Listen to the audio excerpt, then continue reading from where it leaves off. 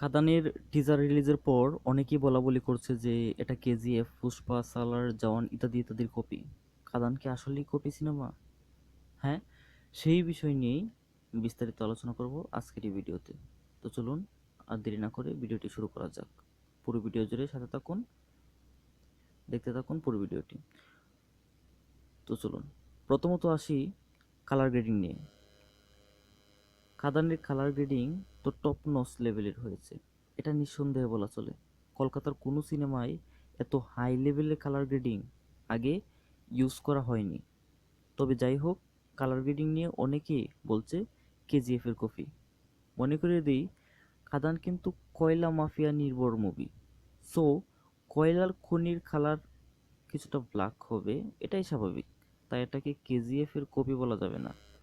তবে এটাতে হালকা ইফেক্ট ব্যবহার করেছে, যার কারণে কালার গ্রেডিংটা আরো সুন্দর হয়েছে।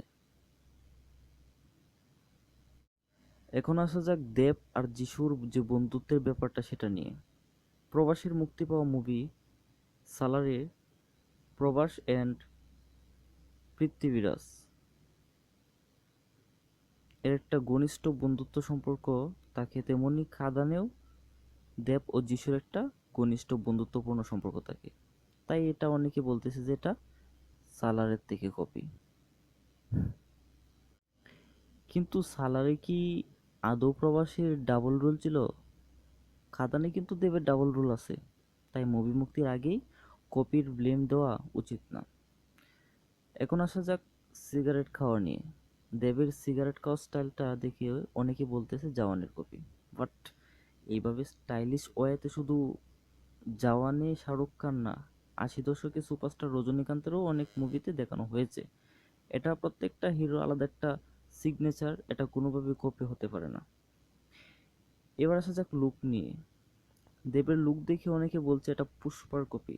বাট এমন বড় দাড়ি চুল রেখে আজ পর্যন্ত অসংখ্য মুভি হয়েছে, তাই এটাকে দ্বারা পুষ্পার কপি বলা যাবে না। যারা বলছে এটা পুষ্পার কপি, তারা মূর্খ ব্যতীত আর কিছুই না।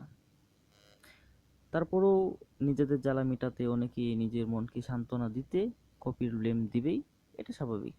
আর এখানেই খাদানের সার্থকতা। একটা 10 কোটিরও কম বাজেটের মুভির সাথে 200-300 কোটির সিনেমার তুলনা করা হচ্ছে। এটাই বাংলা ইন্ডাস্ট্রির জন্য অনেক কিছু। এটাই দেবের সার্থকতা, এটাই খাদানের সার্থকতা। আর মানুষের এসব মনোভাবের দ্বারাই বোঝা যাচ্ছে খাদানের মতো মুভি বাংলায় আগে হয়নি।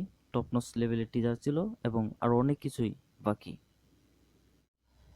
খাদানের কালার গ্রেডিং কিংবা অ্যাকশন সিকোয়েন্সের দিক থেকে সাউথ ইন্ডিয়ান মুভির থেকে কোনো অংশে কম না, কিন্তু বরং এই কম বাজেটেও যে এমন একটা মুভি নির্মাণ করতে পেরেছে তার জন্য খাদান টিমকে অ্যাপ্রিসিয়েটেড করা উচিত। আই হোপ খাদান বাংলা সিনেমার স্বর্ণযুগের পুনরাবৃত্তি ঘটাবে এবং সবার মনের আশা পূরণ করবে এই খাদান, এই দেব। দেব আবারও অ্যাকশন অবতারে ফিরে এসেছে। তো দেখা যাক, টিজারটা তো ভালোই ছিল, দেখা যাক সিনেমাতে কতটুকু ভালো পারফর্ম। তো অযথাই কপি কপি বলে না চিল্লিয়ে খাদানটা রিলিজ পাওয়ার পরেই বোঝা যাবে যে জিনিসটার ভেতরে আসলেই কি কপি ছিল নাকি নতুন কোনো ক্রিয়েটিভিটি আছে, সেটা মুক্তি পাওয়ার পরেই বোঝা যাবে।